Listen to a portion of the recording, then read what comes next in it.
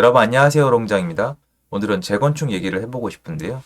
지금 규제가 완화되면서 재건축 현장들이 굉장히 많이 활발하게 움직이고 있는 곳들이 있습니다. 그런데 아마 우리가 현실에서 느끼기에는 눈에 잘 안 보일 거예요. 왜 그러냐면 재건축 현장도 사실은 부동산 가격이 올라갈 때 많은 분들이 관심을 가질 수밖에 없거든요. 부동산은 자산이기 때문에 돈과 연관이 돼서 움직일 수밖에 없어요. 이런 기사가 나왔습니다. 집값 빙하기에 고삐 풀린 재건축, 안전진단 통과, 규제 완화로 서울 노후단지 재건축 속도전, 도봉, 상하, 노원, 월계도 2, 3월계 통과 임박 이렇게 되어 있습니다. 우리가 지금 재건축 현장에 대해서 어떻게 보는 게 좋을까? 이걸 말씀드리고자 합니다. 시청하시기 전에 구독하기, 좋아요, 멤버십 부탁드리고요. 멤버십은 매주 토요일 라이브를 진행하고 있습니다. 말대로 이제 보시면 여기 쭉 나와 있어요. 올 들어 목동 신시가지, 목동 주공이에요. 상계 주공, 반포 미도, 신길 건영 등이 안전진단을 통과한 가운데 도봉구 상하 1차 월계 상계 주공 단지도 안전진단 통과가 임박했다. 여기서 일단 하나 짚어드릴게요. 안전진단 통과해도 갈 길이 산만입니다. 나쁜 뜻으로 얘기하는 게 아니에요. 안전진단을 통과하는 게 일단 거의 첫 단계인 건 맞고요. 안전진단을 통과했다는 건 공식적으로 여긴 아파트가 많이 낡았으니까 재건축을 할 수 있는 자격 요건이 이 구조학적으로 됩니다라고 공증을 받은 거니까 상당히 의미 있지만 많은 분들이 관심 있는 게 뭐냐면은 이거 두 가지로 나눠 보셔야 돼요. 많은 분들이 많이 혼돈하시는데 두 가지로 반드시 나눠 보셔야 되는데 안 그렇게 하는 분이 많아요. 두 가지로 나눠 드릴게요. 첫 번째, 나는 재건축 아파트를 사서 중간에 팔고 나오겠다. 두 번째, 난 지금 재건축 아파트를 사서 신축에 입주하겠다. 이게 완전히 다른데 비슷하게 생각하세요. 지난 몇 년 동안의 상승장에 이런 문화가 만들어졌는데요. 왜 그러냐면 이게 보시면은 끝까지 지어지는 걸 보겠다와 중간에 나가겠다가 왜 다른지 그대로 설명을 드릴게요. 첫 번째는 여러분 일단 중간에 규제 때문에 조합이 설립되면 팔 수 없는 재건축 그 규정을 뺄게요. 일단 지금 규제는 풀리고 있으니까 여러분이 예를 들어서 재건축 아파트 단지를 5억에 샀어요. 5억에 샀는데 안전진단 통과되고 뭐 조합이 만들어지고 중간에 뭐 시행 인가나고 막 이렇게 해가지고 쭉쭉쭉 가요. 그러다 5억짜리를 6억에 팔았어요. 요거 맞죠? 이게 투자해서 돈을 버는 과정이에요. 재건축이란 테마를 끼고 얘가 신축이 됐을 때 미래 가치가 높고 미래에 이용하고 싶은 사람이 있을 테니까 가치가 올라간 과정에서 시간을 기다려서 차익을 남긴다. 요 개념이 있는데 두 번째 개념이랑 반드시 나눠야 되는 이유는 의외로 딴 데 있어요. 뭐냐면 여러분 이게 쭉쭉 가잖아요. 그래서 관리처분 인가나고 이제 짓잖아요. 짓고 나면은 요새 어떤 현상이 있죠? 공사비 진액 때문에 조합원이 추가 분담금을 내잖아요. 무슨 말이냐? 이게 부서지고 새 아파트로 가면은 추가 분담금을 내셔야 돼요.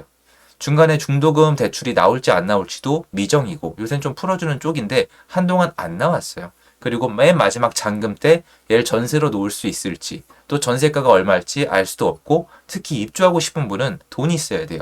무슨 말이냐? 첫 번째는 5억에 들어갔다가 중간에 6억에 팔고 나오는 거고 만약에 못 나오거나 내가 두 번째 내가 희망사항이면은 내가 5억 플러스 돈이 더 있어야 되는데 요새 이게 돈이 안 되는 분들이 물건을 던지는 재건축 현장이 금매가 나오고 있는 거예요. 이건 사전에 내가 충분히 인지를 못하고 들어간 경우에 발생할 수 있는 겁니다. 그래서 안전진단 통과가 됐다는 이유로 이게 다 간다? 이게 아니에요. 안전진단 통과가 됐다는 걸 옛날에 사람들이 왜 좋게 생각했냐면 재건축 단지 아파트에 안전진단 통과가 되면 피가 붙었거든요. 단계가 하나하나 올라갈수록 가격이 올라갔어요. 실제로 이게 지난 상승장 때 그대로 있었던 일이에요. 성산시형 아파트였죠. 마포구 성산시형. 거기는 재건축 연한 30년이 되는 날에 폭등한 적이 있습니다. 이게 아마 다뤄진 적은 없어요. 근데 전 현장에서 직접 확인했는데요. 30년이 됐다는 이유만으로 시세가 한번 직각 상승을 한 적이 있습니다. 하지만 지금은 안전진단 통과가 됐다는 게 첫 번째, 이걸 중간에 사서 돈을 남기겠다는 분들에게는 의미가 크지 않다는 거예요. 어마어마하게 다른 겁니다. 누구에게 의미가 있다? 나중에 이게 신축이 됐을 때 난 신축 아파트를 원한다는 장기간 이걸 깔고 앉아있는 실수요자들에게는 의미가 있죠. 안전진단 통과가 됐으니까 앞으로 갈 거니까. 근데 문제가 있습니다. 이걸 반드시 알아두셔야 되는데요. 한번 볼까요? 재건축 단지 여러분 찾기가 쉬워요. 그냥 쉽게 얘기해서 아파트 많은 데 있죠. 상계동 가볼까요? 상계동 아파트를 쭉 가시면은 아파트가 이렇게 몰려 있습니다, 여러분. 보이세요? 쭉 몰려 있죠. 상계주공, 창동주공, 요거. 이거 전부 다 재건축이에요, 여러분, 나중에. 여기 재건축 끝난 거 하나 있잖아요. 8단지. 이쪽은 이제 재개발이고. 여기만 있는 게 아니고 여러분. 광명 하안동 가볼까요? 여기도 나중에 다 재건축해야 됩니다, 여러분. 이거 보십시오. 아파트가 너무나도 많죠. 여기만 있는 게 아니죠, 여러분. 목동 가시면 당연히 아시겠지만 여기도 마찬가지예요. 목동 가시면은 이렇게 7단지 이렇게 쭉 있죠. 다 재건축 대상이에요. 강남 가면 더 많습니다. 여기서 끝이 아니죠, 여러분. 일기 신도시도 얘기가 나왔잖아요. 일산 신도시. 여기가 다 대상이에요. 일산 신도시, 평촌 신도시, 아니면 중동을 가시던, 분당을 가시던, 삼본을 가시던 다 대상이에요. 너무나 많죠. 이 아파트들이 전부 다 안전진단 통과가 됐다고 큰 의미가 있을까요? 없어요. 제 말은 해당 단지에서 신축 아파트를 기다리는 어르신들께는 의미가 있다는 거예요. 폄하할 마음은 조금도 없어요. 근데 문제가 뭐냐면은 두 번째를 바라시는 분들 있잖아요. 이게 나중에 신축이 돼서 새 아파트에 살고 싶으신 분들이 놓치실 분이 또 있어요. 뭐냐? 아까 첫 번째 있죠, 여러분. 중간에 사서 차익 먹고 나가려는 투기꾼들 있죠. 얘네가 있으면 있을수록 이상하게 사업이 빨리 진행이 돼요. 왜 그러냐면 이게 나중에 참 얘가 말씀드리기 좀 조심스러운 부분인데 추가 분담금 얘기가 나왔을 때 사업에 반대하는 분들이 한번 늘어나거든요. 근데 그때 반대하는 분들의 대다수가 원주민분들이 좀 많으세요. 뭐냐면 투자자는 알고 들어왔잖아요. 그러니까 정비 사업에 대해서 잘 아는데 원주민분들 중에 거기서 몇십 년 사신 분들 중에 추가 분담금을 낼 이게 없거나 정비 사업에 의심이 있거나 아니면 이걸 낼 마음이 없는 분들이 꽤 많거든요. 여러분 재개발에 그래서 가면은 그 좋은 재개발 현장도 가면은 하다못해 성수나 한남동을 가도 현금 청산하는 분이 나와요. 놀랍게도.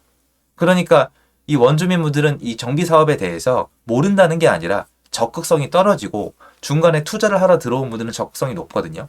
그래서 여러분 그 유명한 개포동 있잖아요.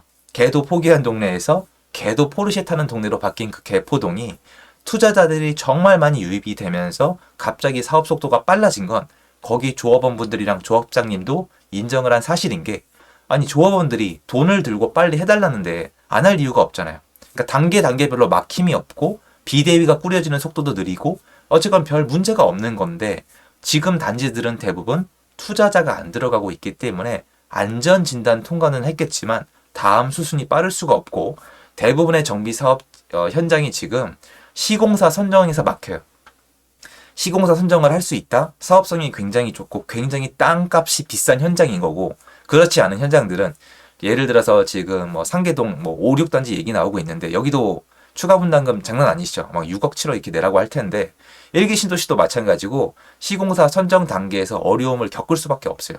근데 우리 대다수가 지금 헷갈리고 있는 게 뭐냐면은 자꾸 기사가 나와요. 뭐 집값이 빙하기인데 고비가 풀려서 재건축이 뭔가를 통과했다? 이거 죄송한데 가려면은 제 생각에 일부 단지는 아니겠지만 부동산 호황기를 한번 더 겪어야 돼요. 개포동 한번 겪으신 분들은 사실 개포동이 다 잘 된 줄 아는데 우여곡절이 정말 너무너무 많았던 현장이거든요. 겨우겨우 간 거예요. 근데 언제 갔느냐? 부동산 호황기 때 갔어요.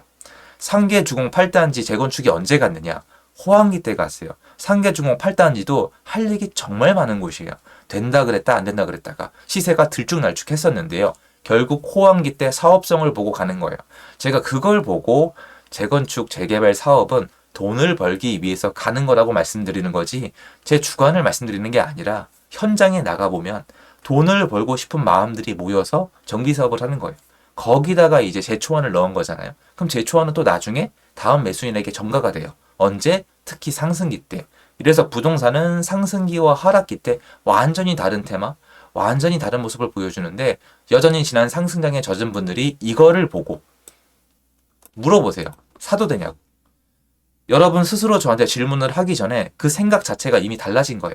상승기 때 이 안전진단 통과는요. 이것 자체만으로 돈이 되는 거예요.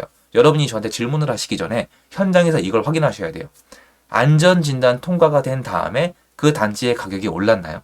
오르지 않았을 거예요. 제가 확인했는데 오르지 않았어요. 오히려 떨어진 데도 있습니다. 근데 그건 안전진단 통과 때문에 떨어진 건 아니에요. 그럼 안전진단 통과가 된 다음에 오르지 않았다는 뜻은 무슨 뜻이냐면 다음 단계로 가도 오른다는 보장이 없다는 거예요. 그런데 안전진단 통과해서 가격이 올랐다? 이건 상승장의 가능성이 높은 동시에 다음 단계로 넘어갈 때도 가격이 오를 가능성이 높다는 건데 이게 상승장 때는 또 규제가 들어옵니다. 그래서 재건축, 재개발 투자가 그렇게 쉽지가 않아요. 지금은 굉장히 저렴해져 있으니까 그걸 놓고 보셔야 돼요. 이게 나중에 가치에 비해서 얼마나 저렴한가, 내가 얼마나 싸게 살 수 있는가, 이걸 보는 게 맞지. 물론 당연히 사업 단계도 중요하지만 예전처럼 상승장처럼 얼음공장에 지금 안전진단 통과했어요. 들어갈까요? 라는 질문은 여러분 그 개념 자체가 틀렸다는 거예요.